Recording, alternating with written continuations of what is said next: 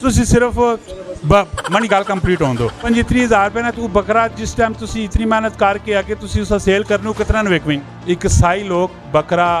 ਜਾਂ ਦਾਨ ਕੋਈ ਐਸਾ ਜਾਨਵਰ ਜ਼ਬਾ ਕਰਨ ਤੇ ਉਸ ਨੇ ਵਿੱਚ ਮੈਂ ਵੇਖਾ ਤੇ ਨਹੀਂ ਖੈਰ ਲੇਕਿਨ ਉਸ ਨੇ ਵਿੱਚ ਕੋਈ ਐਸੀ ਰਗ ਹੋਣੀ ਜਿਸ ਵਿੱਚ ਵਜ਼ਨ ਵਧਾਣੇ ਮਾਰੋਂ पानी की मकदार ज़्यादा करनी किस तरह पता लगना है कि सब गोश्त पानी लगा पाया और इस गोश्त नहीं लगा पाया इसकी पहचान की और जोड़े इस्तात नहीं रखना चाहते उन्हें की मैसेज देना चाहते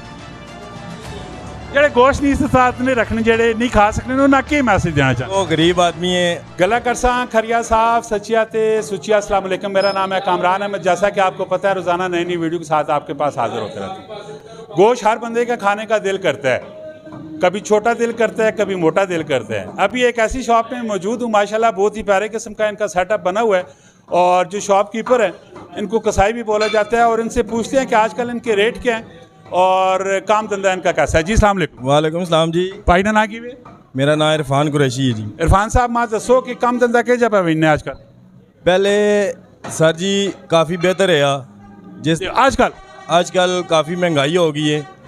इस वजह तो कम थोड़ा घट हो गए पहले ਅਸੀਂ 20 ਬੱਕਰੇ ਵੇਚਨੇ ਹੁਣ 10 ਬੱਕਰਿਆਂ ਦੇ ਆ ਰਹੇ ਹਾਂ 10 ਬੱਕਰੇ ਵੇਚਨੇ पहले महंगाई ना दौर है इस वजह तो हर बंदा इस्तात किसी बंदे की कोई भी नहीं रही की रेट की ਜਿਹੜਾ ਤੁਸੀਂ ਬੱਕਰਾ ਸੇਲ पे कर रहे हो रेट की बेचना रेट ਜਿਹੜਾ ਬੱਕਰੇ ਦਾ ਗੋਸ਼ਤ ਜਿਹੜਾ ਨਾ ਜੀ ਉਹ ਥੋੜਾ ਮਹਿੰਗਾ ਮਿਲਣਾ ਹੈ 1800 ਰੁਪਏ ਕਿਲੋ ਹੈ ਤੇ ਬੱਕਰੀ ਨਾ 1400 ਰੁਪਏ ਕਿਲੋ ਤੇ ਲੈ ਲੈਣਾ ਲੇਲਾ ਸਾਡੇ ਕੋਲ ਨਹੀਂ ਹੋਣਾ ਦਾਨ ਦੇਣਾ ਦਾਨ ਵੀ ਨਹੀਂ ਹੋਣਾ ਤੁਸੀਂ ਸਿਰਫ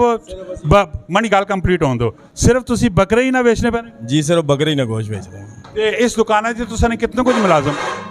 ਕੀ ਆਖਨੇ ਬਈ ਇਸ ਦੁਕਾਨਾਂ 'ਚ ਤੁਸੀਂ ਨੇ ਕਿੰਨੇ ਮੁਲਾਜ਼ਮ ਅਸਾਂ ਇਸ ਦੁਕਾਨ 'ਚ 3 ਮੁਲਾਜ਼ਮ ਹਾਂ 3 ਬੰਦਿਆਂ ਨਾਲ ਥੋੜਾ ਸਿਲਸਿਲਾ ਚੱਲਣਾ ਪੈਣਾ ਜੀ ਸ਼ੁਕਰ ਹੈ ਅੱਲਾਹ ਪਾਕ ਨਾਲ ਇੱਕ ਬੱਕਰਾ ਕਿਤਨਾ ਨਾਲਣੇ ਹੋ ਇਹ ਵਜ਼ਨ ਨਾਲ ਹਿਸਾਬ ਹੋਣਾ ਹੈ तकरीबन एक आइडिया के मुताबिक एवरेज जड़ा एक बकरा पैना है कितना ने 35,000 रुपये ना 35,000 रुपये ना तू बकरा जिस टाइम तुसी इतनी मेहनत करके आके तुसी उसे सेल करने कितना विकवी वो ये वजन ना हिसाब होना है अगर निकल आवे ज़्यादा तो फिर असा प्रॉफिट हो भी ना निकले तो फिर नुकसान हो भी ना कितना प्रॉफिट कितना कुछ होना है नुकसान कितना कुछ होना इसका कोई अंदाज़ा भी नहीं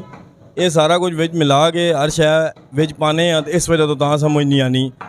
कि सिरियाँ पावे हर चीज़ अलहदा बिकनी है गोश्त का रेट अलहदा है ਸਾਰੀਆਂ ਚੀਜ਼ਾਂ ਨਾਲ ਰੇਟ ਜਿਹੜਾ ਅਲੱਗ ਹੈ ਸਿਰੀਆ ਨਾ ਕੀ ਰੇਟ ਹੈ ਤੇ ਪਾਇਆ ਨਾ ਕੀ ਰੇਟ ਹੈ ਸਿਰੀ ਜਿਹੜੀ ਹੈ 500 ਰੁਪਏ ਨਹੀਂ ਮਗਜ਼ ਸਮੇਤ ਤੇ ਪਾਏ ਜਿਹੜੇ ਦਰਜਨ ਮਿਲਣੇ 2400 ਰੁਪਏ ਨੇ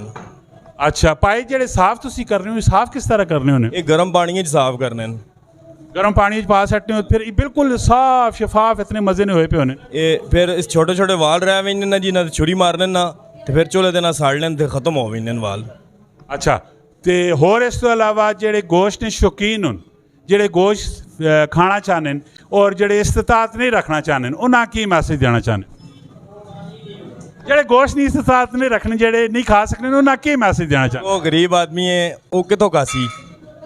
ਲੇਕਿਨ ਦਿਲ ਤੇ ਕਰਨਾ ਨਾ ਗਰੀਬਾਂ ਨੇ ਵੀ ਦਿਲ ਕਰਨਾ ਨਾ ਇਸੇ ਤਰ੍ਹਾਂ ਜੀ ਇਸ ਤਰ੍ਹਾਂ ਉਹਨਾਂ ਮੈਸੇਜ ਕੀ ਤੁਸੀਂ ਦੇਣਾ ਚਾਹੁੰਦੇ ਮੈਂ ਉਹਨਾਂ ਮੈਸੇਜ ਹੀ ਦੇਣਾ ਚਾਹਨਾ ਕਿ ਮੁਰਗੀ ਨਾ ਗੋਸ਼ਤ ਜਾ ਕੇ ਬਾਕਰਾ ਗੋਸ਼ਤ ਨਾ ਖਾਉਂ ਬਾਕਰਾ ਨਾ ਖਾਉਂ ਅੱਛਾ ਜੀ नाले भी आखा भी इन्ना कि जिस टाइम आया कि एक साई लोग बकरा या दान कोई ऐसा जानवर ज़बा करने तो उसने विच मैं वेखा तो नहीं खैर लेकिन उसने विच कोई ऐसी रग होनी जिस विच वज़न वधाने मारों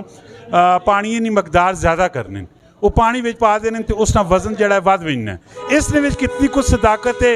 और कितनी कुछ सच्चाई है ये तो वेखो असां सुनी सुनाइयां गल्लां सारी दुनिया को सुनने आ पानी जड़ा बंदा लाना ने जो बेईमान होना है असी ईमानदारी नाल काम करने ते ये तो मां नहीं पता रग केड़ी है यह जा काम कदे कीते ही नहीं अच्छा पहचान के जी पहचान किस तरह पता लगना है कि सब गोश्त पानी लगा पाया और इस गोश्त नहीं लगा पाया इसकी पहचान की इस तरह नहीं समझ आनी जिस टाइम तुसी गोश्त कटाई कर सो ना जी उस टाइम समझ आसी कि तुसा यार गोश्त पानी लगे कि नहीं लगे अक्सर असी छापर ने वेखने हैं जिस टाइम गोश्त शाह करने गोश्त करने तो बाद छोटे छोटे पीस करने तो बाद कसाई असा छापरा ने पा के देने